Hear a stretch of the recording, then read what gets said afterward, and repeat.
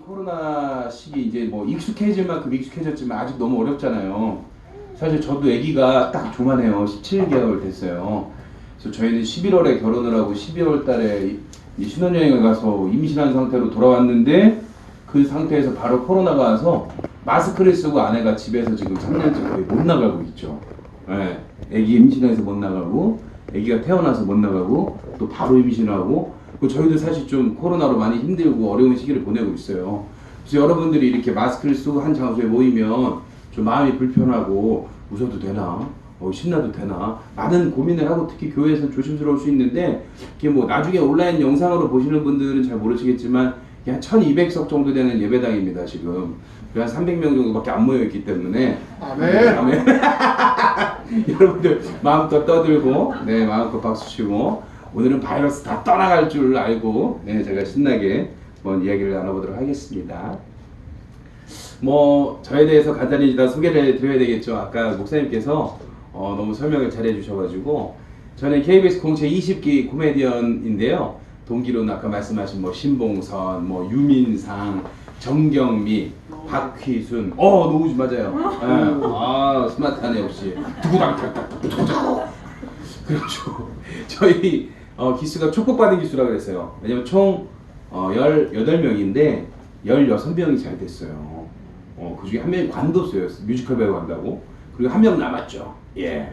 그 다음 2명이 이제 한 명은 낚시방송 가고 한 명은 미국으로 취직 가서 살고 있고 한 명이 남았는데 제 18회가 됐어요. 지금 데뷔한 지가 KBS가 올해로 18회가 됐는데 최연소로 들어가가지고 21살에 들어가서 이제 38이 되었는데 18해 유망주. 예. 아직까지 유망주. 제가 이제 개그맨 뽑힐 때 그랬거든요. 얘는 천재 아니면 뭐 아니면 도다. 근데 이제 갑자기 PD가 한 3년 전에 너 도야 그러시는 거예요. 저는 높을 도라고 생각을 하고 있으니까. 그래서 저는 이제 유망주예요. 작년까지는 되게 말이 쉬웠거든요. 17년째 유망주입니다. 이랬는데 말을 되게 조심해야 돼. 18세 유망주입니다. 이렇게 하면 박수 치고. 그래서 오늘 여러분들하고 뭐 좀 제 삶을 나눌까 합니다. 뭐 제가 여러분 앞에서 무엇을 가르칠 것이며 뭘 잘났다고 얘기를 하겠습니까? 하지만 또 제가 만난 하나님, 제가 경험한 하나님을 여러분 앞에서 좀 겸손히 나눠보고 싶고요. 개그맨이 웃겨야지 재밌을 줄 알고 왔는데 라고 하지만은 또 사실 강대상이 상당히 부담스럽게 여기서 하라는 데 처음 봤어요.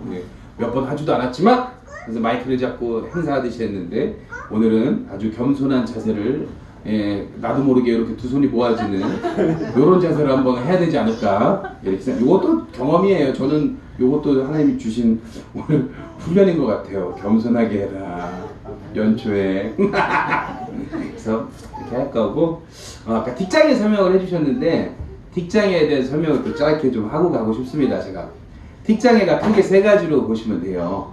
언어성 틱장애, 행동성 틱장애, 그리고 복합성 틱장애. 이 두 개를 다 가지고 있는 거.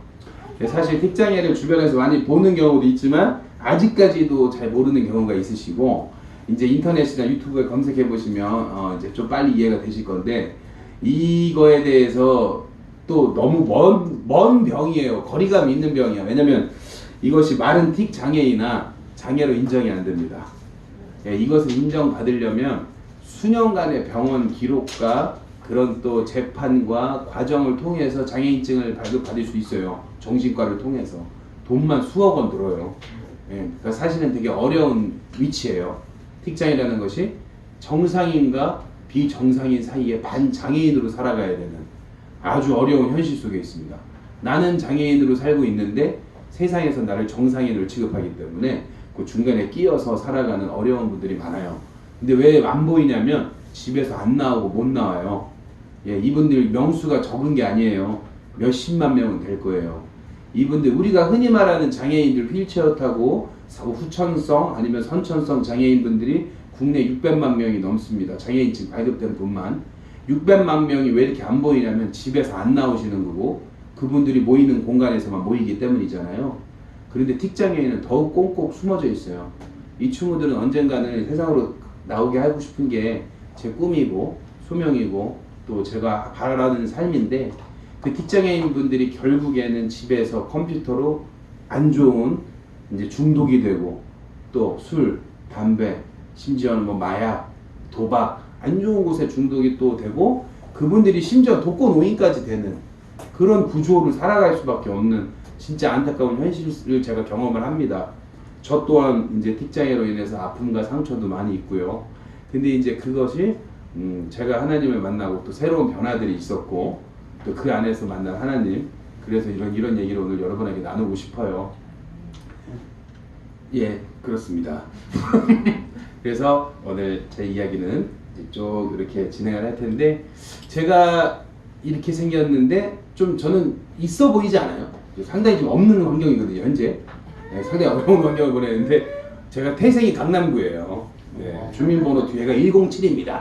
네, 저희 때는 101122가 서초구 강남구예요. 네. 아, 웃으라고 한 건 아니고요. 진짜예요. 네, 제가 강남구 출신이고 저희 때는 강남구 반포 3동이었어요. 지금은 그 유명한 서초구 잠원동 자이 아파트 있는 그 동네에서 이제 태어나서 강남에 태어났는데 안타까운 건 경남 교육을 받았습니다. 무슨 말이냐면 아버지가 부산 분이셨어요. 부산에서도 아주 시골인, 아니 시골이 아니라 부산에도 섬이 있어요. 영도라고. 지금 아주 도시화됐죠. 영도다리 맞아요. 근데 저희 아버님이 서울에 올라오실 때만 해도 영도라 그러면은 아주 시골이었어요. 근데 이제 아버님이 상당히 엄하고 무서우셨거든요. 어머니 아버지가 둘 다 미술하시고 예술하셔가지고 홍대 미대에서 만나셨어요. 우리 엄마 아빠가 55년생인데 홍대 미대 출신인 그 당시 엘리트죠. 근데 이제 아버지가 이 정선희 씨 있죠. 개그우먼 정선희 씨가 얘기해 주신 보수 삼합이다. 경상도 사람이 해병대 나왔고 자수성가했어요. 답이 없습니다. 이건 진짜 답이 없는 사람이에요. 내가 낸데 임마! 하면 끝이에요. 네. 그리고 우리 아버지는 이제 좀 외람되지만 엄마가 이 영상을 보면 또 삐질 수도 있지만 우리 어머니는 집사님 보수 끝판왕이 말하면 안 되는데 충현회 교회를 다니셨어요. 그래서 주일날 돈도 안 써야 된다고 생각하고 드럼 치면 혼났어 그 시대에. 지금도 사실 복음성 같은 지가 몇 년 안 돼요. 교회 안에 커피숍도 없었고 아주 보수적인, 그러니까 아버지는 내가 낸데 엄마는 또 보수적인 기독교인이고 그 사이에 제가 낑겨가지고 충격을 많이 받았어요. 왜냐면 이걸 솔직하게 말하는 게 저는 은혜라고 생각을 해요. 어머님이 너무 많이 울고 내가 간증할 때마다 몇 번 따라오시더니 막 너무 힘들어 하시는 거예요. 왜 그런 걸 굳이 얘기하느냐. 엄마, 내가 이걸 얘기해야 가정폭력을 당한 사람들이 힘을 얻지. 내가 이걸 얘기해야 장애인들이 희망을 가지지. 미안하지만 엄마가 아파도 나는 해야 되겠다. 사실 정말 많이 죄송해요. 그래서 사실 고민도 많이 했어요. 내가 이런 말 하는 것이 맞는가. 근데 있는 그대로 얘기해야 사람 살리는데 한 풀 같은 도움이 되지 않을까 저는 생각을 하고 얘기를 하게 됐습니다. 사실 저는 어머니 아버지가 많이 싸우셨어요. 거의 일주일에 7일이면 한 8번 정도 싸우셨어요. 네. 치고받고 싸우는 경우도 봤고 부시고 깨지고 많은 이제 다툼이 있었죠. 근데 저뿐만 아니라 저희 시대 때는 부모님이 많이 다투시고 하신 가정들이 있었을 줄로 압니다. 근데 이제 그 중에 제가 좀 형하고 성향이 달랐어요. 저희 형은 지금 교수예요. 공부 잘해서 박사 학위도 땄고 또 이제 발달 아동 센터를 4개 운영하고 있어요. 아주 잘 먹고 잘 살고 있고, 저는 중간에 그런 좋은 엘리트 가정에서 돌연변이라고 하죠. 삐딱선을 탄 형제가 됐는데 저는 아버지한테 좀 많이 맞았어요. 아버님은 근데 저는 이번 명절에도 큰 소리가 날까봐 집으로 돌아왔는데 내가 언제 웃기고 있네 뻥치지 마라 그런 적 없다 하면 끝이야. 없던 거예요 그런 적이. 저는 정말 매일 맞았어요. 그리고 매일 울었는데 아버지는 훈육이고 사랑인데 저한테는 그게 힘든 시간이었거든요.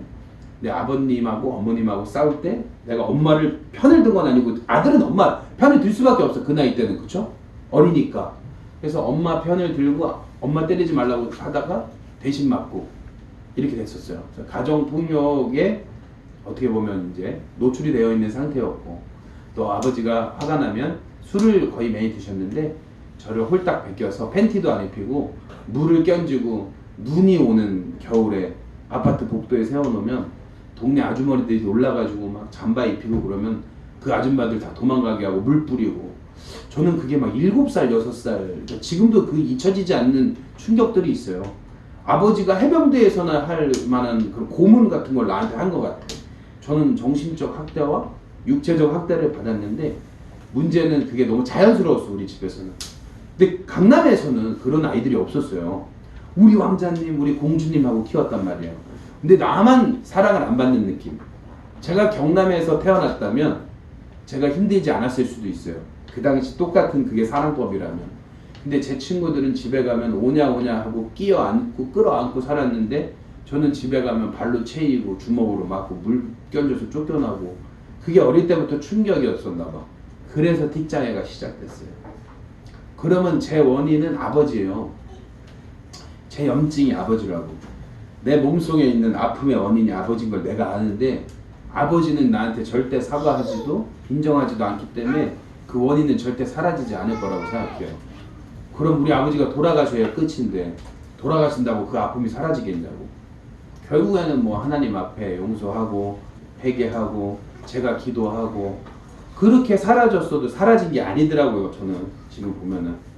그래서 사실은 이번 명절에도 좋은 말만 하고 기쁜 소식만 얘기하고 와야지 했는데 아버지가 저한테 갑자기 니 때문에 진짜 고등학교 때 고생 많이 했다 그러면서 아버님이 힘든 부분을 얘기했다가 아빠 난 진짜 더 힘들었어. 왜 그래요? 하고 나도 모르게 또 서운한 마음을 하게 되면서 또 좀 상처를 안고 돌아오는 명절이었었어요. 근데 지금 아버님이 그렇지. 제가 왜 오늘 아버님 얘기를 많이 하게 되는지 모르겠어요. 근데 아버님이 저보다 먼저 예배당에 와서 앉아 계세요. 그것만으로도 저는 이제 은혜고 감사하고 사실은 아버지가 저를 30년을 힘들게 하고 사과는 30초도 안 하셨거든요. 지금 너무 화가 나는데 내가 미안하다, 잘못했다, 사랑한다 이러고 끝났어요. 그 세 말이 한마디에 10년씩 제가 참 회복이 됐지 않았나 싶어요. 그래서 지금은 이제 하나님을 알아가시는 중이고 그래서 오늘은 그렇게 된 제 과정을 좀 이야기하고 싶습니다. 제가 틱장애가 생긴 거는 이제 아버지한테 두려워서 눈을 깜빡깜빡거리기 시작됐어요. 근데 우리 여러분 주변에서 많이 볼 수 있어요. 눈 깜빡깜빡거리는 사람, 그 다음에 어깨 들썩거리는 사람, 이렇게 하는 거 있죠. 이렇게 하는 거, 그 다음에 소리 내는 사람, 그러다 막 저처럼 얼굴 만지고 눈 돌리고 하는 사람, 그 다음에 더 심한 사람들은 못 보신 거예요. 집에서 안 나오니까. 틱장애인들이 세상을 살아가기가 정말 어렵습니다. 제가 경험했던 몇 가지 아픈 사건들이 있어요. 그 얘기 중에 하나씩 말씀해 드릴 건데요. 제가 이제 초등학교 때 전교 회장을 했어요. 좀 엘리트 라인이었어요. 저도 그 말도 잘했고 웃기고. 근데 이제 초등학교 때 틱장애는 그닥 우리 당시에는 틱장애가 뭔지도 몰랐고 습관인 정도였고 틱이 심하지도 않았고 그래서 이제 틱장애 때문에 크게 놀림을 당하지 않았고 이제 전교 회장도 했고 하니까 친구들도 많았고 했는데 중학교에 가면서 얘기가 달라진 거예요. 사춘기가 오고 아이들이 자아도 강해지고 제가 또 옆 동네 학교로 갔어요. 우리 초등학교에서 딱 6명만 가는 옆 중학교로 가게 된 거예요. 그러니까 옆 중학교 아이들이 다 다른 초등학교에서 다 같이 다녔잖아요. 근데 저를 놀리기 시작하고 그 중에 이제 흔히 말하는 일진 친구 중에 아주 못된 친구가 하나 있었어. 물론 그 친구도 부모님과 형한테 힘듦이 있으니까 저한테 그렇게 투사를 했겠죠. 근데 이제 그 친구가 저를 아예 타겟으로 잡은 거예요. 내가 이 학교에 짱이 돼야겠다라고 생각을 했나 봐요. 그래서 누군가를 쫙 괴롭히고 돈을 뺏고 폭행을 하고 다녔는데 저를 찍어서 네가 이 하는 행동이 고쳐질 때까지 때리겠다라는 걸 선포한 거죠. 근데 저는 스트레스를 받고 힘이 들면 틱장애가 더 심해져요. 틱장애의 원인은 의사들은 도파민 문제다, 뭐 엔돌핀 문제다, 뭐 호르몬 문제다라고 얘기하기도 하지만 99% 후천성입니다. 태어날 때 틱장애를 가지고 태어나는 사람이 없어요. 틱장애는 습관이나 스트레스에서 시작되거든요. 그래서 의사가 약을 처방할 때요. 우울증약, 항우울증약, 불면증약, 뭐 강박증약, 현지증약 돌려가면서 먹이다 그 사람한테 맞는 거 있으면 그걸 처방해요. 약이 없어요. 그러니까 결국에는 우울증의 한 종목이 될 수밖에 없는 건데 저는 지금 특장애가 95% 이상 호전됐다고 보시면 돼요. 없는 거예요. 실질적으로 여기에 있는 마이크나 뭐 여기 있는 뭐 태블릿 PC나 컵이 다 깨지고 떨어질 정도로 틱이 심했었어요. 그래서 지금 목, 어깨, 허리가 다 망가져 있고 디스크도 심하게 터져 있고 그런데 이제 이렇게 다시 하나님이 살아갈 수 있게 해주셔서 저는 사실 되게 감사한 지금 상황을 보내고 있습니다. 제가 중학교 때 틱이 심해지면서 이제 한 아이가 놀리다가 한 아이가 괴롭히다가 단체 왕따나 폭행을 당하게 됐어요. 이제 전교생의 폭행을 당하진 않았어요. 왜냐면 그래도 제가 미술도 잘했고 성격이 좋아서 모든 학생이 저를 괴롭힌 건 아닌데 불량한 학생이 한 명이 저를 공격하다 보니까 물들이더라고요. 나쁜 건 참 빨리 물들어요. 한 명이 때리다가 두 명이 때리다가 나중에는 무리가 때리고 그러다가 이제 제가 자연스럽게 학원 폭력에 노출이 된 거죠. 그래서 학교를 가기가 싫어가지고 어머니 아버지한테 많이 도와달라고 했어요. 엄마는 학교 옮기고 싶어요. 근데 어머니 아버지가 저를 도와주시려면 왜 그러냐 무엇이 문제냐라고 도와주셨어야 되는데 정말 외람된 얘기지만 학원 폭력에 노출된 학생들이 보면요 부모님들 문제가 좀 있습니다. 그리고 그 아이한테도 문제가 분명히 있고요. 근데 그 아이의 문제가 가족에서 왔을 확률이 높다고 저는 생각을 해요. 제가 아버지한테 말씀드렸어요. 아버지 나 거짓말했어요. 학교를 안 움직여주니까. 엄마 나 학교 옮기고 싶어요. 왜? 애들이 나 때려요. 근데 엄마가 그때 뭐라고 하셨냐면 왼밤을 맞으면 오른밤을 대라 그랬어요. 우리 엄마는 보수적인 기독교인이잖아요. 맞을 짓 안 하면 안 맞아.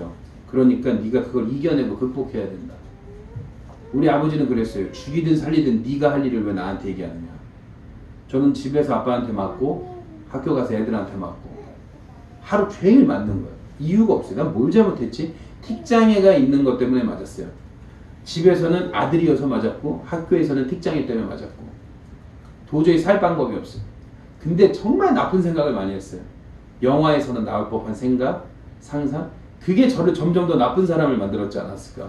왜냐면 겉으로는 맞고 다니고 겁먹고 지금 세상에 나와 있는 그 악한 사람들이 다 어릴 때 피해자였을 거예요. 난 그게 너무너무 속상합니다. 가해자가 있고 피해자가 있는데 이 나라는 피해자를 자꾸 치료해요. 피해자를 자꾸 고쳐줘요. 가해자가 사라지면 피해자가 사라질 것 같은 거예요. 근데 가해자를 치료하고 예방하는 그런 방법을 왜 생각하지 못할까? 가해자가 사라지면 피해자가 줄어드는데 가해자를 가만 놔두고 피해자만 치료를 하니까 가해자는 계속 피해자를 만들어내는 구조.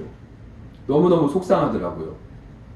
그래서 저는 가해자를 예방하고 가해자를 치료하는 쪽으로. 왜냐면 가해자도 피해자거든요. 제가 폭행을 당하니까 폭행을 하고 싶어지는 그런 구조가 되잖아요. 그래서 저는 이제 중학교 때 학원 폭력을 심하게 당하고 있을 때 화장실에서 이제 볼일을 보고 딱 나오는데 우리 선배들, 한 학년 위에 선배들이 우르르 담배를 피고 나오다가 저랑 마주친 거예요. 근데 제가 그 당시에 틱이 뭐였냐면 이렇게 얼굴을 계속 만지는 거는 지금도 만지는데 어깨를 이렇게 돌렸었어요. 그래서 이렇게 했다고 이렇게. 그럼 그 사람이 봤을 땐 그 권투 선수 있죠? 한번 해볼래? 이런 느낌으로 받아들인 거지. 예, 개그맨이니까 이 타이밍에 웃어주셔도 상당히 괜찮습니다. 예, 진지하게 불쌍하게 보지 마세요. 예, 저는 여러분 앞에서 불쌍한 척 하려고 얘기하는 게 아니고 기쁘려고 해요. 기뻐요. 제가 울고 이럴 때 감사의 눈물이에요. 오해하시면 안 돼요. 혹시 히타 살짝 좀 줄여주셔도 돼요? 여기 있는데 숨이 안 쉬어져. 정면 들어와가지고. 그래서 제가 중학교 때 화장실을 갔다가 나오다가 한 불량배 선배한테 이렇게 얼굴을 이렇게 겨냥하게 된 거야, 내가. 그러니까 자기 기준에서 한번 붙어볼래? 이렇게 생각을 했대요. 그리고 이제 태어나서 처음으로 죽을 만큼 맞아본 날이었어요, 그날. 그래서 이제 화장실 칸 안에 저를 몰아넣더라고요. 그래서 잘못했다고 살려달라고 왜 때리냐고 왜 뭘 잘못했냐고 했는데 그냥 밑도 끝도 없이 6명이서 저를 변기가 있는 저희 때 이제 화장실이 좌변기가 있고 바닥 변기가 같이 있었잖아요. 그래서 바닥 변기만 있는 방에 저를 발로 차고 집어넣어서 한 명이 막 짓밟기 시작했어요. 그랬더니 한 대여섯 명 되는 사람들이 같이 짓밟기 시작하더라고요. 저는 처음으로 그때 죽음의 공포를 느꼈죠. 지금까지도 맨날 맞고 살았지만 이렇게 맞아본 적은 없었거든요. 근데 그 당시에 저희 때 유행한 게 힙합, H.O.T가 유행을 해가지고 전부 다 팀버랜드, 닥터케이 이런 워커를 신고 다녔었어요. 군화 같은 워커를 신고 막 5명, 6명이 집 밟는데 너무 아파갖고 살려달라고, 왜 그러냐고, 나 좀 제발 살려달라고 막 신발 붙잡고 울고 하다 보니까 어느새 온몸에 막 소변이랑 막 오물을 뒤집어 쓰고 얘네들이 저한테 담배째 털고 침을 뱉고 온몸이 쓰레기통 오물덩어리인 거야. 난 잘못한 게 뭐지? 그러고 이제 살려달라고 붙드는데 종이 울렸고 이제 다시 다들 교실로 돌아가고 나한테 수업 끝나고 보자 이러고 가는데 수업이 되겠냐고. 살면서 처음 죽음의 공포를 느낀 상태로 수업이 시작되게 됐는데 정말 그 2시간짜리 수업이 오후 2시간 수업이 이 2교시가 20년같이 지나갔어. 내가 왜 맞았지? 뭘 잘못했지? 어떻게 해야 내가 살 수 있지? 내가 이렇게 매일매일 두드러 맞는데 하나님은 어디 있는 거지? 오셨나봐요?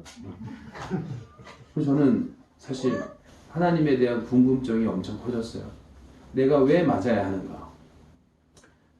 제가 왜 이런 가정에서 태어났어야 하는가?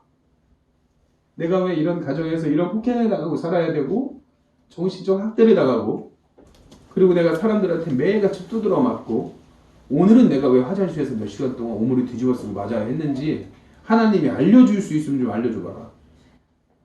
당신이 있다면 내가 이렇게 아플 수가 없거든요.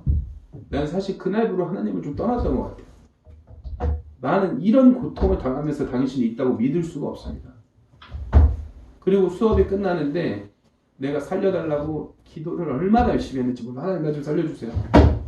하나님 나 좀 살려주세요. 나 살고 싶어요. 진짜 살려주세요라는 기도를 수만 번 제발 나 좀 살려달라고. 내가 왜 맞아야 되는지 모르겠으니까 나 좀 살려달라고. 근데 그 학생들 6명이 교실 밖에 날 기다리고 있는 거예요. 하나님 내가 왜 지금 저 사람들한테 끌려가야 됩니까? 나 좀 살려주세요. 근데 진짜 조용히 말했어요. 야 누가 선생님한테 일러줘라. 정말 용기 있는 자매가 선생님 밖에 있는 오빠들 진이 때리러 온 거예요. 살았구나. 근데 선생님이 나가서 플라스틱 자로 머리를 팍 때렸어. 이 자식들 말이야. 사고 치지 마. 종례 끝 하고 가셨어요. 나 어떻게 됐을 것 같아. 진짜 끝내주게 맞았잖아. 끌려가가지고. 야 지금 생각합니다. 그 담임 선생님 아니야. 야 내가 신반포 중학교 나왔는데 구반포까지 끌려갔어요. 맞으러. 그래서 내가 구반포까지 끌려가는 동안 이제 사실 이미 다 얼굴이 다 무너져가지고 피가 다 흘러가지고 얼굴이 막 다 망가지고 피가 질질질 흐르고 앞으로 내 가방 뒤로는 선배 가방 메고 이렇게 질질 쫓아가는데 어른들을 수십 명을 만났는데 아무도 날 도와주지 않았어요. 단 한 명도 도와주지 않았어. 이놈의 어른들 이거 다 가짜다 이거. 어떻게 눈만 마주치면 다 도망가네.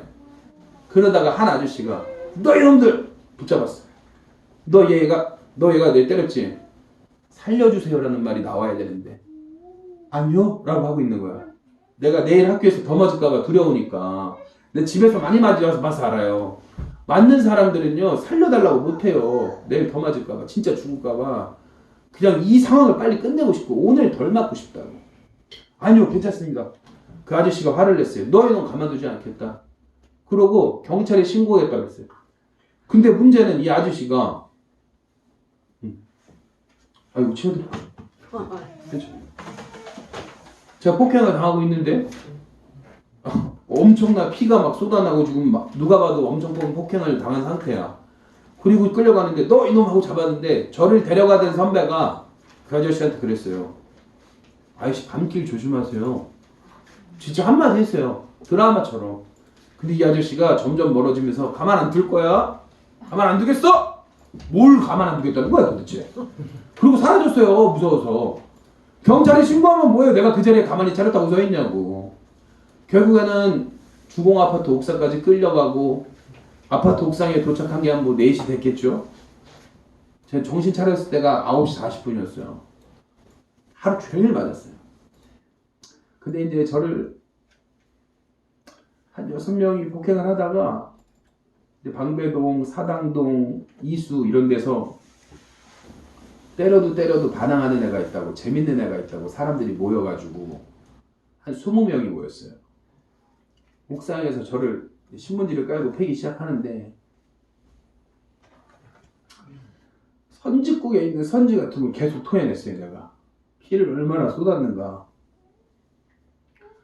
나 하나님 살려주세요를 진짜 수만 번은 했어요. 하나님 나 좀 살려주세요. 안 도와주더라고.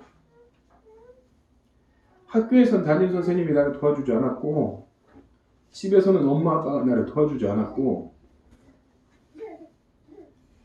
지나가는 어른도 나를 도와주지 않았고, 예수님도 하나님도 나를 도와주지 않았어요. 내가 여기서 선택할 수 있는 건 사실 극단적인 생각밖에 없었어요. 그 당시. 옥상에서 뛰어내리면 이 새끼들이 다 저주할 수 있을 거라는 생각이 들었어요. 정말로. 근데 한편으로는 다 죽이고 죽어야겠다는 생각도 들었고, 내가 중학교 2학년에 그 생각을 왜 해야 돼요? 공부하기도 바쁠 나이인데. 그날 이후로 저는 공부도 안 했고 살라고 발악을 했습니다. 학교를 등교를 11시에 했어요. 맞기 싫어서. 학교 가는 길에 맞기 시작하니까 아이들하고 술래잡기처럼 돼버린 거예요. 저를 때리려고 재미로 놀이가 돼가지고 숨어있다가 때리고, 제가 어디로 다니는지 길을 바꾸면 제가 또 등교하는 길을 수십 개를 다녔어요. 어느 날은 아파트 단지로, 어느 날은 놀이터로, 어느 날은 지하차도로, 어느 날은 고수부지로. 그러다 자전거를 타고 다니면 안 맞겠더라고요. 자전거 타고 다니다가 다이너스티에 튀어갖고 죽을 뻔했잖아. 눈 떠보니까 천국인 줄 알았어요. 기분 되게 좋더라고. 차에 쳐본 사람 없죠? 절대 치지 마세요. 그 주마등이라는 거 진짜 있어요. 나 경험을 했잖아, 그거를. 뻥! 쳤는데 갑자기 엄마가 나를 안아주고 다림질하고 있는 그림을 보고 내가 웃다가 눈 떠보니까 경찰이 나를 흔들고 있어요. 애 차에 쳤대. 근데 우리 엄마가 또 와가지고 뭐라 했는 줄 알아? 이단에 해가지고 아들이 차에 쳤는데 엄마한테 또 쳤지 엄마가. 그래갖고 나는 항상 잘못한 사람, 문제 있는 사람. 그래갖고 이제 그렇게 맞고 집에 가는데 한 명이 쫓아왔어요. 그나마 나를, 우리 엄마가 미술학원을 하셨는데 조그맣게 하셨는데 선생님에다 집사에다가 여기도 보수 삼합이야. 근데 우리 학원에 다니던 이제 형 하나가 따라와서, 야, 너 나 몰라? 알아요. 너 왜 그래? 내가 하지 말라 그랬잖아. 너 내가 말릴 수가 없어. 하지 말라는데 계속 하니까 때리는 거 아니야. 내가 답답하더라 그러는 거야. 나 가만히 있었거든요. 나 그랬어, 울면서. 이거 병이에요. 이런 병이 어딨어 임마. 이거 진짜 병이에요. 야, 너 아무튼 다음부터 그러지 마 하고 나한테 택시비를 주더라고. 2,000원을. 갖고 2,000원을 이렇게 들고 집까지 걸어가는데 진짜 오만 생각을 다 했어. 구반포에서 우리 집까지 걸어가면 한 40분 걸렸어요. 한 40분을 걸어가는데 뭘 잘못했지? 진짜 하나였어. 내가 뭘 잘못했지? 그때 꿈이 고아가 되는 거였어. 세상에 부모가 있는데 고아가 꿈이 웬 말이야. 미래 너 장래 희망이 뭐니? 고아요. 사람들 진짜 혼냈어요 나한테. 나 이 집에 살기 싫고 우리 부모랑 살기 싫어서 내 꿈이 고아였거든요. 아무도 안 믿지. 그걸 누가 믿겠어요? 내가 하도 고아가 되고 싶다니까 우리 아빠가 나를 고속버스 터미널에 데려가가지고 대전 가는 버스를 태우려고 그랬는데 내가 안녕히 계세요 그랬다니까. 다음에 뵙겠습니다. 우리 아빠가 그때 그랬대. 넌 크면 대단한 놈이 되겠다고 생각을 했대요. 대부분 잘못했어요 라고 해야 되는데 내가 대전에 간다 그랬더니 고아원에 도착하면 전화한다 그랬대. 어이가 없어가지고. 그게 초등학교 2학년 때였어. 그러니까 2학년 때부터 나는 고아가 되고 싶었던 거예요. 너무 힘드니까. 그래서 이렇게 중학교 때 그렇게 폭행을 당하고 하나님은 없다, 예수님은 없다 이렇게 이제 마음을 먹고 살았죠. 그리고 이제 제가 저를 지키기 위해서 어린 나이에 저만 의지하는 거예요. 아무도 나를 안 지켜줬으니까. 엄마 말도 아니야, 아빠 말도 틀렸어, 내 말만 맞아. 그러고 세상을 살아가는데 너무 편한 거예요. 그때부터 이제 집을 나와가지고 고속버스 터미널 의자에서 자고 강남 성모병원 그냥 대기실에서 자고 집을 안 들어갔어요. 세상 이렇게 꿀잠을 자네. 집보다 더 편하네. 길바닥에 자는데. 나는 사실 노숙자와 히피들을 다 이해해요. 그 지시들과 히피족 그 사람들 안 불편해요. 오해하지 마세요. 상당히 행복한 사람들이야. 엄청 편안한 사람들이야. 그 사람들 집 사주면 또 나와요. 편해서 밖에서 자는 거예요. 백날 돈 주면 술 먹고 또 나오지 길에. 그 사람들 아파트 사줘봐. 아파트에 사나. 밖에서 자는 게 편해서 자는 거라고. 나 그 마음을 알아요. 이 지옥 같은 집에서 나가고 싶거든. 그럼 저는 그냥 길에서 살았어요. 그렇게 누가 보면은 정말 노숙자처럼 그렇게 히피족처럼 살다가 감사한 거는 고등학교를 갈 때 대안학교를 갔어요. 제가 대안학교 1세대거든요. 그래서 대안학교를 갔는데 신기한 거는 가보고 나니까 원불교 재단이었어요. 저는 그런 종교가 있는지도 몰랐어.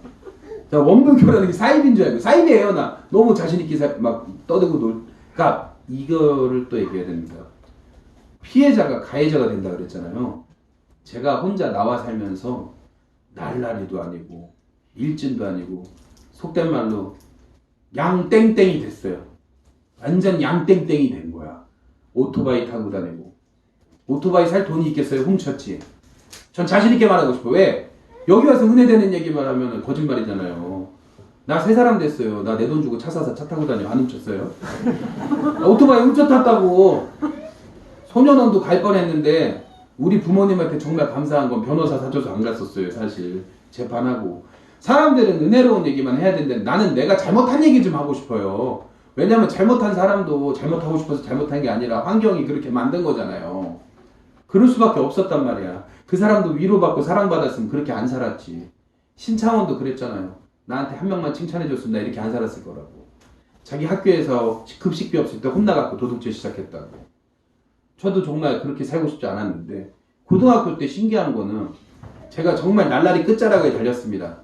노란 단발머리 하고 다니고 술 담배 피고 아무 데서나 자고 오토바이 타고 다니고 쌈박질하고 내가 피해자인데 가해자가 되니까 아무도 나를 안 괴롭히는 거예요. 단 한 명도 나를 안 때려. 심지어는 엄마 아빠가 나한테 쩔쩔 매더라고. 핸드폰 안 사주면 불 질릴 거야. 그랬더니 핸드폰 2개 사주고 오토바이는 안 사줬어요. 죽을까봐. 그러다 그랬지. 훔칠 테니 합의나 잘 보고 다녀라. 완전히 이상한 사람이 된 거예요. 세상에 그런 아들이 어디 있습니까? 근데 어머니 아버님은 내가 자기들이 힘들게 했대. 본인들이 나를 그렇게 만든 기억은 전혀 없어요. 저는 그렇게 그냥 고등학교 생활을 보내는데 원불교에서가 아니라 그 당시 대안학교 선생님들이 진짜 좋으셨어요. 제가 쓰레기를 버리면 혼나야 되는데 진아 일로 와봐라. 예? 네 쓰레기 버리는 거 봤대? 내가 치울 거대. 내일도 내가 버릴게. 또 버려라. 그러고 가요. 다시는 안 버렸어요. 저는 그날 이후로 지금까지 쓰레기를 절대 밖에 안 버립니다. 산교육을 하셨어요. 그리고 저희가 정말 나가서 싸우고 오잖아요. 그러면은 저희가 저희끼리 혼내게 하셨어요. 선생님이 혼내지 않으셨고 3학년이 2학년을 혼내게 하시고 2학년이 1학년을 혼내게 하셨고 우리 부모님들이 서울에 있고 대전에 있는데 학교가 경주에 있었거든요. 불국사 바로 밑에. 원불교인데 불국사 밑에 있었어요. 그래서 그 학교에서 내가 잘못하면 엄마가 오는데 하루 종일 걸리잖아요. 학교 선생님들이 파출소 오셔갖고 무릎 꿇고 싹싹 빌어요. 부모님들한테. 이 아이들이 여기서 갈 데가 소년원밖에 없습니다. 소년원 보내실 겁니까? 아니면 우리 학교에서 더 공부 좀 하고 대학 보낼 수 있게 도와주시겠습니까? 얘네 부모님 지금 서울에서 운전하고 오다가 사고나 죽어요. 그 꼴 보시겠습니까? 그럼 다 어떤 일로 되는 거야. 아예 친구들끼리 싸울 수도 있지 뭐.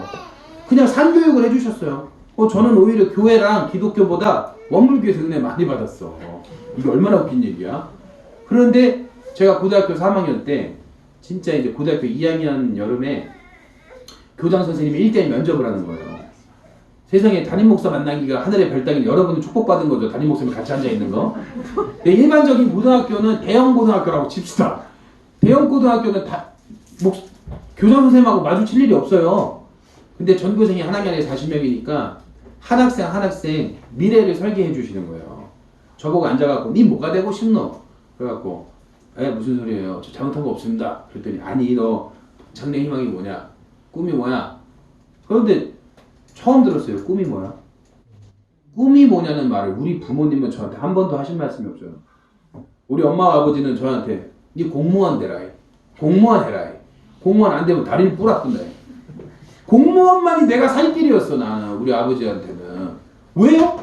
아빠 나 가수하고 이 새끼가 도라이 새끼 텔레비전 없애버려. 내가 자꾸 텔레비를 봐서 가수가 되고 싶어 하는 거야. 내가 자꾸 TV를 봐갖고 개그맨 난 끼가 있거든요. 분명히 능력이 있거든요. 아빠 나 학교 제일 웃겨. 웃기봐 새끼야 웃기봐. 어떻게 나를 맨날 때리는 아빠를 웃겨. 아빠는 못 웃겨. 근데 무슨 개그맨을 해. 하지마. 공부해라. 제가 가배를 6개 했습니다. 수학, 국어, 영어, 불어. 불어는 왜 가르치는 거예요? 농주 맥시? 근데 못해요. 똑바로 배우지도 못했어요. 근데 가요 선생님들이 저랑 얘기하다 보면 재밌는 거예요. 참 양심 있는 선생님이 있었는데 이화여대 나오신 수학과 선생님인데 저랑 수업을 하면 1시간 중에 40분은 재밌어서 얘기를 듣게 돼서 6개월 수업하신 후에 3개월치 진짜로 저희 어머니한테 3개월치 이 가회비를 돌려주시고 그만하겠다 그랬대요. 양심이. 그래서 우리 엄마가 이런 선생님이 있나?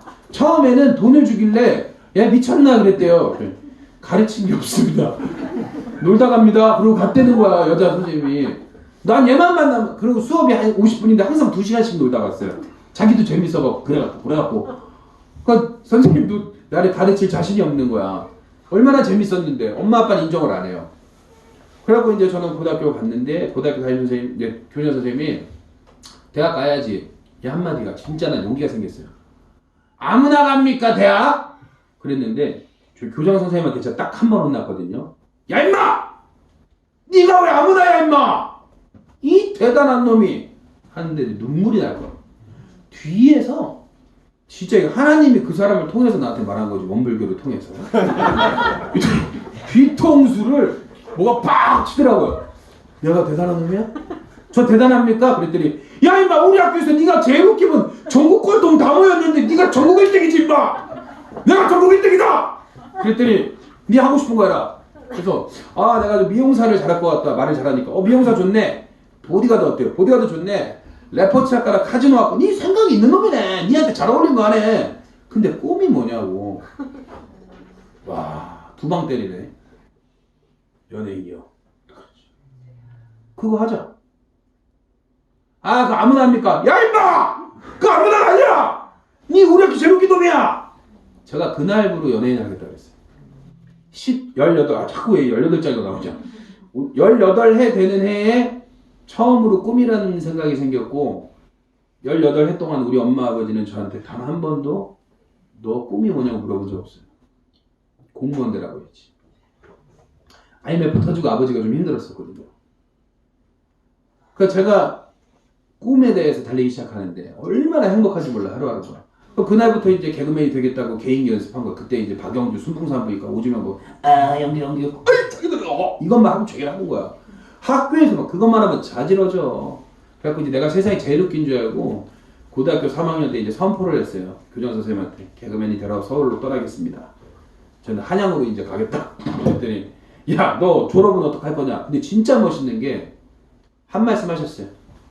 네가 고등학교 졸업식 날 전까지 TV 한 번만 나오면 장학생으로 졸업. TV에 한 번도 못 나오면 유급. 자신 있어? 자신 있습니다.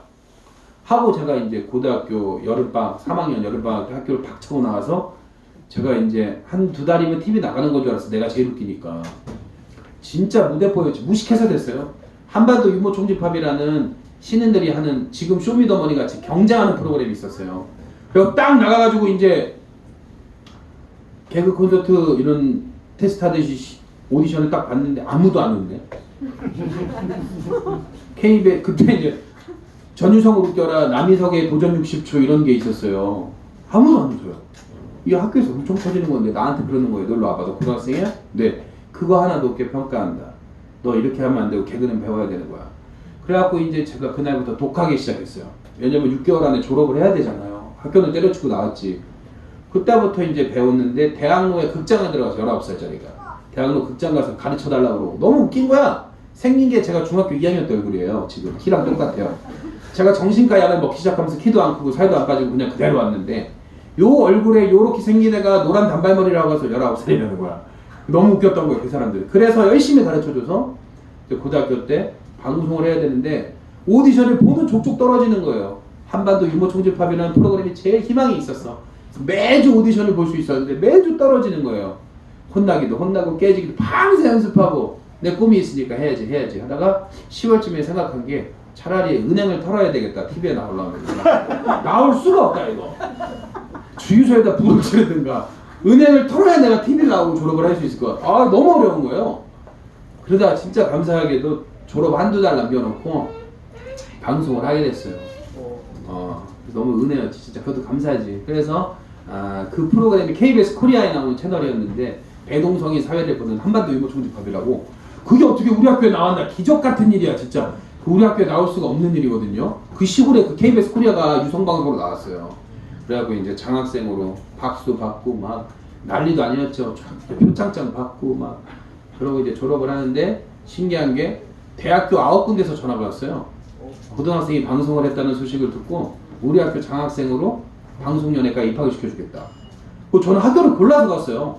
동아방송대학교, 예원대학교, 무슨 공주영상대학교, 인덕대학교 서로 다 우리 학교 와라 돈 다 내주겠다.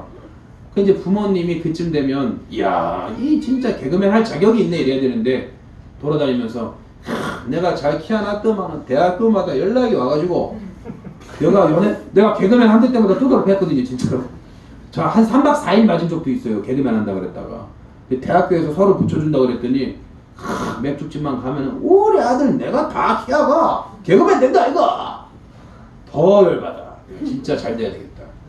제가 진짜 열심히 했어. 그리고 이제 대학교에 가서도 그 고등학교 방식을 써먹었죠. 입학하자마자 학과장을 찾아갔어요. 교수님 안녕하세요. 그래 무슨 일이야? 예, 저는 수업을 듣지 않고 대학로에 가서 연기를 배우겠습니다. 미쳤니? 입학한 지 처음 된 애가 와가지고 미쳤니? 대신에 졸업하기 전에 공채 개그맨이 되면 장학생으로 졸업을 시켜주시고 제가 졸업을 못하면 유급을 계속하겠습니다. 그렇게 해라. 하고 1년 만에 KBS 최연소로 합격을 했어요. 박수 한번 진짜 에너지 좋았어요. 20살 때 떨어졌어요. 근데 KBS PD가 그랬어요. 내년에 웃긴 뽑아줄게. 네가 웃긴 건지 이상한 애인지 모르겠어. 너 진짜 웃긴데 너 뭐하는 애냐. 20살인데 너 이거 이상한 걸 수도 있어. 왜냐면 웃기는 거와 이상한 거가 아주 종이 한 장의 차이거든요. 근데 이제 21살에 들어갔더니 KBS 최연소 지금까지 깨질 수가 없죠. 예, 그리고 절대 깨질 수가 없는 게 이제 공채가 사라졌어요. 역사 속에 남은 사람. 예, 어차피 뭐가 되든 도가 되든 난 1등으로 들어갔으니까. 그렇게 개그맨이 되면 제 삶이 행복해질 줄 알고 이제 탄탄대로다. 갖고 이제 한 1,000만 원씩 벌더라고요. 신인 때. 예, 그 당시에 프로그램이 이제 개그 콘서트, 폭소클럽, 그 다음에 쇼행운 열차 4개가 있었어요. 그 뒤에서 덜덜이라고 전문 용어 덜덜이 엑스트라 데모할 때 각성하라! 각성하라! 그러면 45만 원 들어와. 그 프로그램 3개 하면 150인데 4개 하면 1,000만 원이에요. 뭐 행사하고 이런 거. 그냥 돈을 쉽게 벌었어. 21살에 막 1,000만 원씩 500만 원씩 버니까 세상 무서울 거 없지 뭐. 지금 1,000만 원도 없는데 그때는 왜 이렇게 쉬웠나 몰라 그게. 프로그램이 그때는 뭐 채널이 케이블 TV 뭐 20개랑 4개밖에 없었잖아요. EBS까지 5개밖에 없잖아요. 시청률이 40%씩 나왔으니까 35%. 어디만 가면 대우해주는 거야. 머리도 공짜로 잘라줘, 옷도 공짜로 줘, 밥도 공짜로 줘. 아주 행복한 나날을 보내다가 이제 제가 주인공 하는 역할들이 되면서 시련이 또 왔어. 틱장애가 좀 심했잖아요. 계속 돌리고. 근데 PD들이 그 연기인 줄 알았다는 거야. 틱이 뭐야? 이렇게 된 거예요. 근데 이름이 문제야. 장애가 아니면 장애라고 붙이지 말지. 그냥 다리 떠는 것처럼 그냥 증후군, 뚜렛 증후군이라는 거는 틱장애가 12개월이 넘어가면 뚜렛 증후군이야. 사실 이름이 뚜렛 증후군이 심해지면 틱장애처럼 되면 좀 그럴싸한데 12개월까지는 틱장애인데 미성년자 때 거의 사라지거나 성인이 되면 자연스럽게 사라지고 90% 이상 호정되기 때문에 증후군으로 들어가요. 원인도 없지만 약도 없고 그냥 자연스럽게 사라져서 증후군이라고 많이 하는데 이 뚜렛 증후군에 대해서 자기들이 불안함을 가진 거예요. 그 당시 KBS가 상당히 보수적이었고 상당히 겨드랑이 암내도 안 됐어요. 그때는 방구도 안 됐어요. 그러니까 단어도 안 돼. 사타구니, 겨드랑이 이런 단어가 나오면 편집을 시켰어요. 근데 이제 제가 나와서 막 이렇게 했다 이거예요. 무슨 상관이야. 근데 그 사람들이 생각한 건 뭐냐면 KBS 개그 콘서트를 보고 우리 아이가 틱장애가 생겼어요 라고 하면 어떡할 거니? 야, 거기까지 굳이 생각을 해야 되나? 그래서 제가 계속 주인공을 못하고 내가 주인공이 되는 코너는 없애버려요. 아니면 나를 빼고 다른 사람이 들어가. 내가 정말 재밌게 짰는데 나는 할 수가 없어요. 그러다 보니까 이제 제가 우울해지기 시작하는데 어느 날 KBS 작가님 중에 소아마비 장애인이 있으셨어요. 못 걸어요. 잘. 이제 지팡이를 짚고 걸으시는 분이 계신데 그분이 대표로 저를 상담하게 된 거예요. 왜냐면 장애인끼리 얘기하라고. 재물 맞죠? 네. 그래서 저를 조그만한 방에다 부르더니 담배를 태우시면서 이거 편집이 안 되니까 참 말이 조심스러워요. 요새는 너나 나나 장애인인데 좀 서로 돕고 살자고 하시더라고요. 무슨 뜻입니까? 그랬더니 제발 주인공 좀 하려고 하지 마라. 그냥 지나가는 역할 하면 안 되냐? 나무 같은 거 있잖아. 이게 나무. 뭐 아니면 중국집 배달원. 출연료 줄게. 하고 제가 이제 그날 공황장애라는 게 와가지고 아무것도 못하게 됐어요. 제가 성인이 되면 없어질 줄 알았던 틱장애 고통이 다시 시작하는데 제가 버스를 안 탄 이유가 제가 성인이 되고 버스를 탔는데 고등학생, 중학생 아이들이 저 새끼 틱 있다, 저 새끼 틱 있다 그러는 거야. 내가 버스 타고 있는데 바로 뒤에서 쳐다봤는데 나 얘기하냐? 그랬더니 네 얘기하지 병신아 막 이러는 거예요. 학생이 아저씨한테 까불고 있어. 내가 성깔이 있으니까 확 질렀더니 애들이 쫄아. 야 틱새끼 열받았다, 틱새끼 열받았다. 도저히 안 되겠더니 버스에서 내렸어요. 유리창을 열고 틱병신 계속 그러는 거예요. 아무것도 못해요. 아마 여러분들 그런 충격 받아보셨을 거예요. 5장 6부 12지장 내 모든 장기가 땅바닥으로 떨어져서 고정. 찾길에 서서 2시간을 울고 있었어요. 뭘 잘못했냐. 저것들을 혼내면 뭐하나. 그래서 이제 지하철을 타야 되겠다. 지하철은 고등학생이 안 타거든요. 출퇴근을 버스로 하니까. 그래갖고 이제 지하철을 탔는데 겨울이었어요. 지금쯤 됐겠지. 아주 추운 겨울이었는데 제가 노스페이스 패딩 두꺼운 거 입었거든요. 그리고 상대방 여성은 롱패딩을 입었고 그러니까 사실 부딪혀도 느낌이 없을 정도인데 제가 어깨를 계속 돌렸다고 그랬잖아요. 이게 가슴에 닿은 거예요.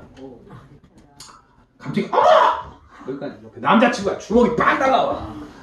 팍 맞으니까 열이 받아서 내가 싸우면 이길 것 같거든요. 내가 분명히 이길 수 있는데 잘못했잖아요. 정말 죄송합니다. 저 KBS 개그맨 김진이라고 하는데요. 제가 인간극장에도 나왔고 틱장애가 있습니다. 제 장애 때문에 그런 게 어딨어요. 막 몇 대 줘 박으니까 또 눈물이 줄줄 나는 거야. 근데 가만히 있으면 되거든요. 한국 아줌마들이 가만히 있어요. 아유 젊은 양반이 아유 할 게 없어서 남의 가슴이다 만지고 아유 나가 죽어. 이게 문제는 이 하나의 창피함이 아니라 중학교 때 아빠한테 맞은 것보다 다 올라와. 마일리지예요. 우리 커피 쿠폰 9개 찍고 10개 찍으면 한 잔 주죠. 이게 지금 몇백만 잔이 찍혀있는데 한 잔 더 먹은 거야. 나는 그냥 너무 힘드니까 울면서 그랬어요. 정말 왜냐면 죄송하다고 해야 끝나니까 핑계도 대면 안 돼. 눈물을 흘리면서 볼이 타 들어가는 눈물 아세요? 막 이렇게 흐를 때 볼이 타 들어가는 게 느껴져요. 뜨거워서. 정말 죄송합니다. 죽을 죄를 졌습니다. 제가 죽을 죄를 졌습니다. 다시는 그러지 않겠습니다. 그랬더니 내리래. 예, 내리겠습니다. 하고 노량진역에서 내리는데 뒤로 던져버릴까 몸을. 지하철에 갈기갈기 찢기면 저 사람들이 나한테 얼마나 미안할까. 이런 생각이 왜 들어야 되냐고. 진짜 하나님 은혜로 지금까지 숨쉬고 살아요. 저는 진짜로. 저는 하나님이 살려주신 것만 해도 난 역사야 진짜. 죽을 뻔한 고비가 한두 번이 아니야. 안 되겠다. 자가용을 타고 다니자. 그리고 난 지하철 앞에서 3시간을 멍 때리고 있다가 출근을 했거든요. 선배가 너 왜 늦게 왔어? 야 이거 설명하기가 더 미치겠네. 그래서 아파서 늦었습니다. 넌 그래서 안 돼 이 새끼야. 나는 왜 안 되는 거야 지금? 아침에 출근하다가 엄한 데 두드러 맞고 와가지고 아파서 늦었다니까 넌 그래서 안 되는데 난 안 되는구나. 난 안 되는 도핑으로 이렇게 된 거예요. 우울증이 왔어요. 그리고 이제 제가 자가용을 타기 시작했는데 핸들을 틱하다 틀어가지고 폐차를 시켰어요. 이러다 죽는구나. 난 죽는 사람이야. 맞아 죽거나 사고나 죽거나 우울해 죽거나 나 큰일 났다. 난 왜 이렇게 살지? 올림픽대로 해서 아버지 소나타를 폐차하고 아버지하고 족발끄러운 관계가 되고 난 아버지한테 똥 차라서 폐차가 됐다고 그랬어요. 거지 같은 차를 타가지고 그랜저 타세요 아버지. 그래갖고 이제 외제차를 타게 됐어요. 살라고. 왜냐면 외제차에는 그 당시 이렇게 잡아주는 기능이 있어요. 핸들을 딱 살짝 틀어도 찌찌찌 이렇게 ADS인가 뭐 이런 ATS, ATC 뭐 이런 장치가 있어갖고 저는 외제차를 타야만 했고 어쩔 수 없이 20만 킬로가 넘은 항상 폐차장에 가기 직전에 외제차를 타서 1년에 한 2달, 3달은 카센터에 가 있는 차를 항상 타게 돼요. 근데 PD들이 이것도 연예인병 걸려가지고 외제차 타기 시작하면 뭘 어떡하라는 거냐 니네 나한테. 버스 타면 욕하고 지하철 타면 때리고 내 차 타면 폐차해서 외제차 탔더니 지랄들으라고 그냥 어떡하는 거야. 돌아버리겠더라고. 세상 못 살겠더라고. 개그맨에 관뒀어요. 안 해. 못하겠다. 막. 안 해! 이러고 때려치고 놀기 시작했어요. 술 먹고 그냥 춤추고 아무 생각 없이 막 살아야 되겠다. 어차피 죽으니까 사고로 죽거나 스트레스로 죽거나 술 먹고 놀다 죽으면 마음이나 편하겠다 이래갖고 놀기 시작하는데 어느 날 운전해서 가는데 음주운전 검사를 하고 있더라고. 그 유리창을 딱 내리길래 쳐다봤는데 1차 거부하셨습니다 그러는 거야. 뭔 소리 하는 거야 양반이. 내가 이렇게 틱 하느라고 고개를 끊었을 거 아니에요. 이렇게 자 부세요 한 거야 나한테. 자 부세요 이렇게 했다 이거야. 1차 거부한 게 아니라 이 사람아 어른한테 그러길래 아니 선생님 내가 틱자 그런 게 어딨어 임마 시민한테 민주주의 지팡이가 부러졌나 이러다가 이 사람이 아 너 이 새끼 마약했구나 그러더니 여기를 잡아가지고 경찰한테도 맞았어. 난 맞을 수 있는 놈한테 다 맞아봤어요. 여기 잡혀가지고 문도 안 열고 유리창으로 나왔어요. 유리창으로 날 끄집어 빼가지고 아스팔트에다가 엎어치기를 해가지고 요 발목을 여기 목을 발로 밟고 수갑을 채워서 용산경찰서를 갔는데 용산경찰서 사람들이 드센 게 거기에 사창가 집창촌이 있어요. 그 당시에 용산역에 그 파출소 아저씨가 사창가 몇십 년 동안 지치고 지친 아저씨인데 마약한 놈은 한 번에 알아본다 이거야. 안 했다고 이 새끼야. 나 안 했다고! 아무도 안 믿어. 막 계속 이러니까 점점 되기 심해져서 막 눈을 뒤집고 막 아 이거 마약 증세다. 열 몇 시간을 맞았어요. 불어라고. 불어를 어릴 때 배우긴 배웠는데 그래서 뭘 불어. 아니라고 하다가 SBS 우차사 개그맨들이 단체로 가서 당신들 여기 어떻게 오셨냐고 막 사인해달라고. 동료를 개같이 패고 있다는 소리를 듣고 왔다고. 얘가 개그맨이냐고 하고 인터넷에 검색했더니 인간극장 틱장에 이렇게 나온 거예요. 그때는 휴대폰이 폴더폰이니까 인터넷 검색을 해야만 볼 수 있는 시대였잖아요. 큰일 난 거야. 경찰 한 명이 옷 벗기로 했어요. 내 앞에서. 근데 문제는 미안하다고 그러고 벗어야 되는데 진짜 옷을 다 벗더니 담배 피우면서 싸우자고 덤비더라고. 진짜 경찰 중에 나 그런 경찰 처음 봤거든. 난 걸려도 그런 것들만 걸려. 세상에서 경험할 수 있는 건 아주 하나님이 더럽고 치사한 건 다 보여줘 난. 그러고 이제 경찰서에서 공무집행 방해로 내가 막 머리로 막 부셨다고. 갔다가 형사가 내 얘기 듣다가 진짜 경찰 불러서 팼어요. 네가 경찰이냐고. 니들 정신이 있냐고. 그렇게 억울하게 또 집에 왔다. 야, 이 나라는 경찰도 믿을 게 안 되는구나. 그때부터 진짜 경찰을 얼마나 미워했나 몰라 또. 그럼 나는 어떻게 살아요? 학교에서 맞아, 아빠한테 맞아, 경찰한테 맞아. 그만해야 되겠다. 인생 포기하고 막 살자. 그때부터 이제 먹고 놀고 마시는 거는 계획이 없어요. 아무 때나 자고 아무 때나 살아. 왜냐면 어차피 죽어. 어떻게 살아도 죽는데 무슨 계획이 있어요. 그래서 그때부터 먹고 마시고 놀고 자고의 계획이 없이 그냥 한량처럼 살아버렸어요. 그렇게 살다가 이제 죽겠구나쯤 왔어요. 몸무게가 이제 한 98kg 이렇게 되고 밥 먹으면 100kg, 화장실 가면 98kg. 지금 제가 조금 뺐어요. 잘생겨 보이고 싶어가지고 충만한 교회에 올라고 4kg 뺐지. 애기 둘 키우려고 빼고 있어요. 근데 이제 한 100kg까지 되니까 사람이 늘어지더라고요. 뭐 이제 먹다 자고 놀다 자고 이러고 있는데 틱이 점점점 심해졌는데 어느 날 저를 누가 부르셨어요. 갔는데 전도사님이 불렀는데 신앙의 끈이 항상 연결고리가 모태신앙들은 참 씨앗이 있어. 어떻게든 심어놓은 씨앗은 자라더라고. 가보면 크리스찬들이 있고 나를 기다리는 사람이 있었어요. 근데 그 자리가 우울증 포럼이라고 해서 갔어요. 우울증 강의 듣고 싶어서. 내가 너무 우울하니까. 근데 그분 우울증 강의를 너무 잘해서 진짜 깜짝 놀랐고, 두 번째로 놀란 게 여러분이 오늘 주신 이 사례비를 가지고 전 어딜 갈까요? 라는 질문을 하시는 거예요. 내가 가방이라도 하나 사나? 그랬지. 나 약간 이게 조증이나 방어 기제가 있어서 농담도 강해요. 상처받은 사람은 농담이 칼 같은 전곡을 찌르는 농담을 해요. 명품백이라도 하나 사야 되는데 돈이 너무 적나? 이러면 이제 막 웃어. 사람 웃고 뒤에서 욕하겠지만 기독교인들이었어요. 다 하하 어머니가 만든 모임이었어요. 용도옥성 목사님. 독특한 사람들이 많이 오더라고 거기. 그래서 갔는데 갑자기 식사를 하게 됐는데 제가 그분이 하신 말씀이 오늘 주신 이 돈을 가지고 저보다 더 상담 잘하는 분한테 상담 받으러 갑니다. 1년 내내 안 좋은 얘기만 들어서 죽을 것 같아요. 참 이거 아이러니했어요. 누군가를 살리고 있는 사람이 살려달라고 하고 있더라고요. 참 이게 어렵다. 이게 악순환이구나. 그러고 참 밥 먹고 가야지 했는데 갑자기 36,000원씩 내라 그러더라고요. 전도사님이 36,000원씩 갑자기 걷어요. 아 이거 사기꾼들이었구나. 그러고 36,000원을 내고 밥을 먹는데 원래 5만원인데 깎아준 거래. 알겠다고. 그러다 이제 틱을 하다가 숟가락을 던져버린 거예요. 내 의지가 아니죠.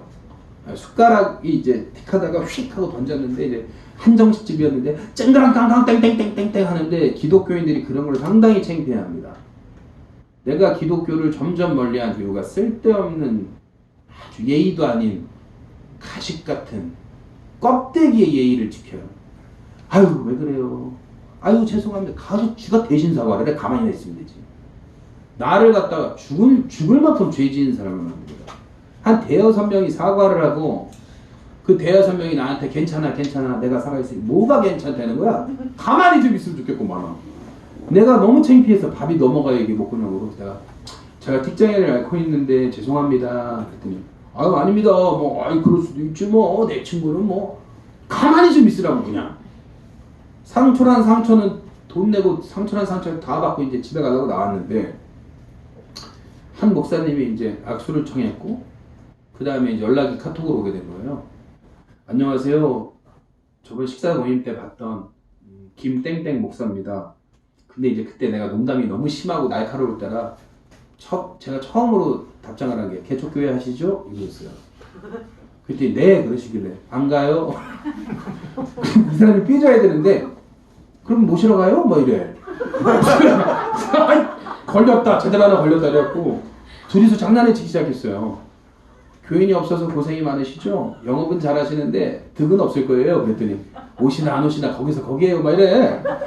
웃긴데 이러다가 어쩐 일이세요? 그랬더니 내가 진이 형제 때문에 나무 뿌리를 하나 뽑았어요. 그러는 거야.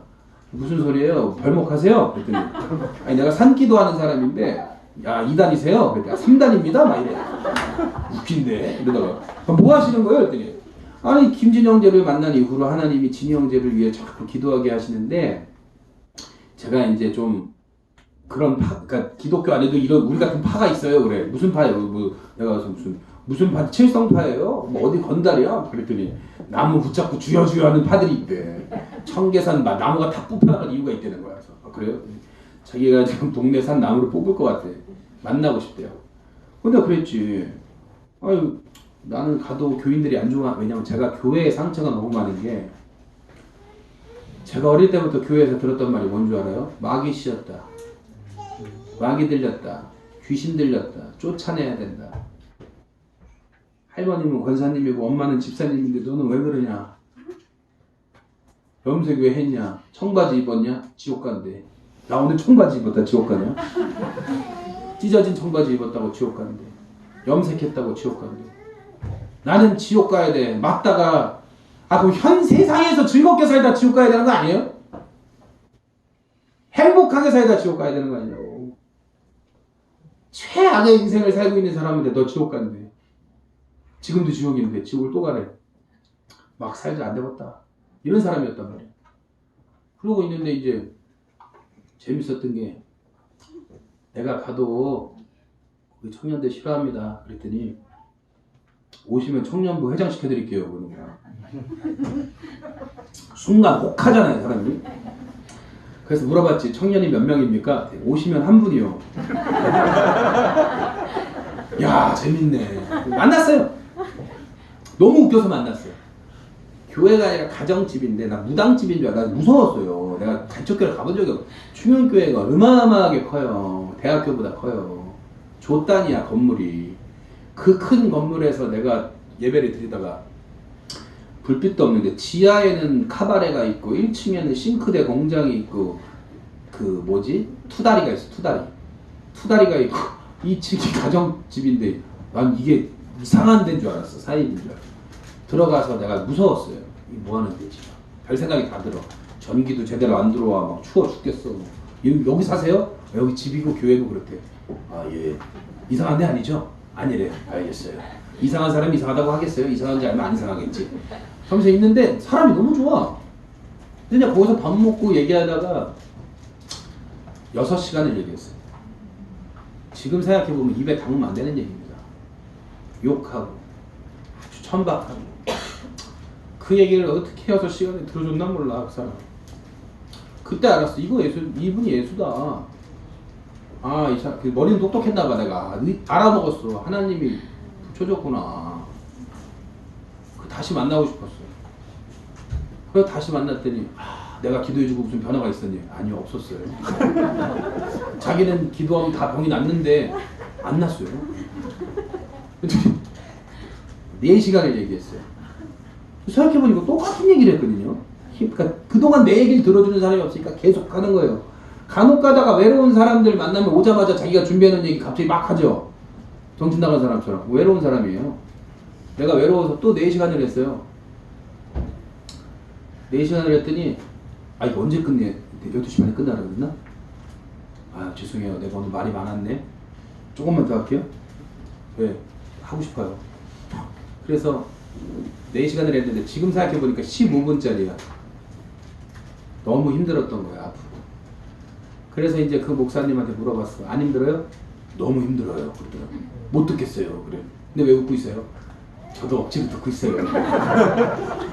그래서 그냥 웃겨가지고 그 사람하고 친하게 지내다가 그분이 이런 쪽이야. 순복음 쪽이야. 야스가 이런 스타일이에요. 아씨 막 이거 하는.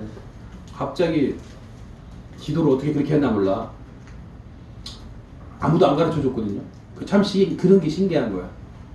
하나님 나 좀 살려주세요라는 기도를 했어요. 처음으로. 하나님 나 좀 살려주세요 하는데 말로 한 것도 아니야. 속으로 하는데 그냥 가슴을 막 주먹으로 누가 막 계속 치는 것 마냥 숨이 안 쉬어지더라고. 꽉 막혀가지고 하나님 저 좀 살려주세요. 그랬더니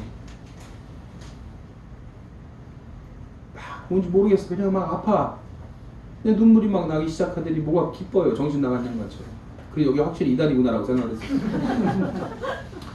그래서 일단 나는 행복하니까 좀 있어보자 하고 있는데 내 입으로 고백을 하는 거예요. 하나님 나 좀 살려주시고 하나님이 계시다면 오늘 좀 만나주세요. 너무 힘들어. 이제 죽을 것 같아. 나 더 이상 희망이 없다. 내가 죽으라면 죽을 거고 살라면 살 거고 남을 위해서 대신 죽으라면 대신 죽을 테니까 나 좀 살려달라 그랬어. 그랬더니 갑자기 이제 하나님과 저와의 둘이의 관계는 이제 조심스러워서 말씀을 안 드릴 거예요. 왜냐면 사람마다 만나주시는 방법이 다르니까. 그리고 또 행위가 있을 수 있고 행동이 있을 수 있는데 저랑 하나님이랑 그렇게 몇 시간씩 대화하고 틱이 그냥 없어졌어요. 그래서 누군가는 이 얘기를 웃기게 듣기도 하고 말도 안 된다고 하지만 30년 동안 아팠다고 병원비를 억을 넘게 썼어요. 그래도 엄마 아빠가 살려주겠다고 둘만 와야 하면 끝나. 둘만 내 앞에서 안 싸우고 사랑하면 끝나는 문제였어요. 맨날 치고받고 박 터지는 걸 보는 게 난 힘든데 원인이 본인한테 있는데 그거를 본인이라고 인정하기 싫어서 돈으로 막으려고 그랬다고. 모든 장애인들 마찬가지인 거예요. 직장에도 마찬가지고 가정폭력이 끝나면 이 고통은 끝나는데 병원이란 병원은 다 다녀봤어요. 경희대, 원광대, 서울대, 연세대, 정신과, 신경과, 정형외과, 카이로프라틱, 뭐 가짜 병원, 진짜 병원, 야매 병원 안 가본 데가 없는데 고칠 수가 없는 병인데 이거를 우리는 흔히 말도 안 되는 무슨 가족이 만들어준 내 안의 마음의 병이에요. 근데 이거를 불치병이라고 거짓말을 해. 못 고친대요. 하나님이 기도하는데 한 번에 낫게 하셨어요. 나 이거 왜 근데 끝까지 다 안 가져갑니까? 완벽히 가져가면 안 됩니까? 모르겠어요. 제가 마음대로 해석하는 건지 몰라도 기억하라고 하시더라고. 가지고 있어. 너 잊지 마라. 근데 그 후에 제 스스로 드는 느낌들은 이 사람들을 위해서 도와야 되겠다. 살아야 되겠다. 제가 가정폭력을 당하는 사람들 마음을 알고, 학원폭력을 당한 사람들의 마음을 알고, 세상에 소외된 사람들의 마음을 알고, 장애인의 마음을 알고, 실패한 사람의 마음을 알고, 내가 이렇게 살다 죽으면 억울한 사람이고, 이렇게 살다가 감사하게 죽으면 가식이고, 이렇게 살다가 그들을 위해서 하루라도 쓰임받고 죽으면 구원받는구나.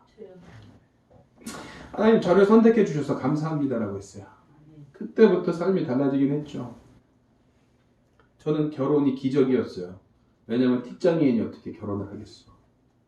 내 자녀는, 네 자녀가, 모든 사람들이 그랬어요.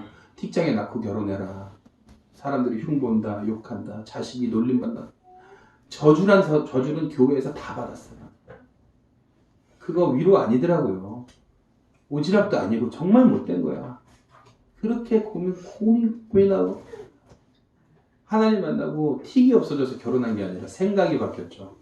하나님은 머릿속에다가 해석기를 넣어주셨고, 마음속에다 번역기를 넣어주셨고, 입에다 필터도 달아주셨고, 무엇이 무엇인지 이해가 되고, 내가 말하는 걸 이해하는 사람들 잘 없어요. 내가 하는 말도 못 알아듣는 사람 태반이야. 알아듣는 사람들 위해 살아야 되겠다. 한 명이라도 살리고 살면 죽으면 본전이니까.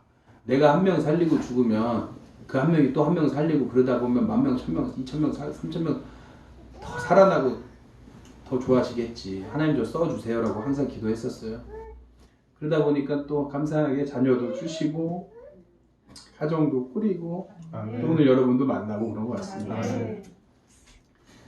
참 하나님의 첫사랑을 잊을 수 없던, 평범함이 기적이고 평범함을 소원이었던 제가 운전을 하고 가는데 갑자기 노래가 막 나왔었어요. 저는 개 이름을 못 봐요. 개 이름을 못 보는 게 배운 적이 없어요. 그래서 노래방에서나 노래하는 건데 눈물이 나서 운전을 못한 날이 있습니다. 좌회전을 딱 하는데 갑자기, 햇빛에 감사한 적 있으세요? 그냥 감사는 하지. 근데 진짜 기쁨, 햇빛에 대한 기쁨이 왔어요. 갑자기 동물이 막 진짜 어디 모자란 사람처럼, 가까이 하면 큰 거였구나. 모자란 사람처럼 차를 세우고, 얼마나 울었나 몰라. 그냥 운전이 안 돼서 세운 거예요. 30만 킬로가 다 돼가는 외제차를 딱 세워놓고, 아버지 감사합니다 하면서 눈물이 나기 시작하는데, 하나님 햇빛을 주셔서 감사합니다. 공기를 주셔서 감사합니다. 하나님 어떻게 해를 하루도 안 빼고 그렇게 동시간대에 해가 뜨고 해가 졌는데 감사함이 없었습니까? 나를 위해서 달을 만들고 나무를 만들고 공기를 만들고 중력까지 기도했어. 나중에 내가 걸어 다녀서 감사해. 날아다녔으면 부딪혔을 텐데. 더 이상 기도할 게 없었어요. 너무 감사해가지고. 그러다가 노래가 나오더라고요. 두 손을 높게 들고 두 무릎을 꿇고 주님을 내가 찬양합니다. 막 노래를 해요. 뭐지? 어디서 들은 노래인가? 그리고 이제 고속도로를 달리는데 계속 불러지는 거예요. 궁금해서 카카오톡에 녹음을 해놨어요. 그리고 CCM 가수하는 같이 선교단에 있던 형제들한테 들려줬는데, 여기 처음 들어본 것 같아. 하나님이 주신 것 같다. 앨범으로 만들어야 된다. 결국엔 돈을 다 달라고 하더라고요.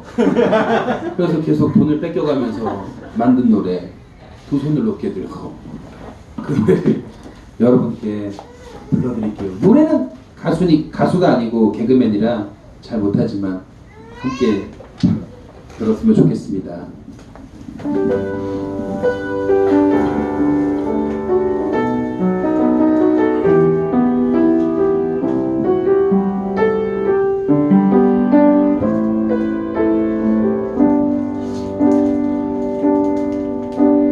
두 손을 높게 들고, 죄송해요. 눈물이 너무 나서 다시 불러도 되죠? 시작하는데 그냥 팍 넣히네.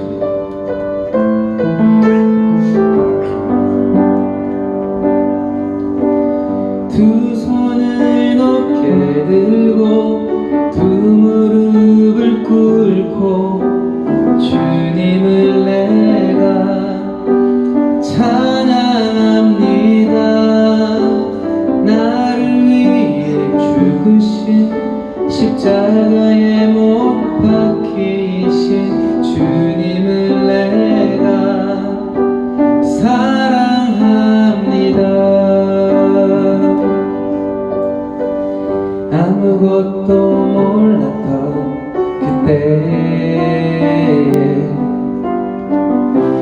아무것도 할 수 없었던 나에게 지독한 외로움, 고독한 괴로움, 나를 찾아오셔서 치유하셨네. 두 손을 높게 들고 두 무릎을 꿇고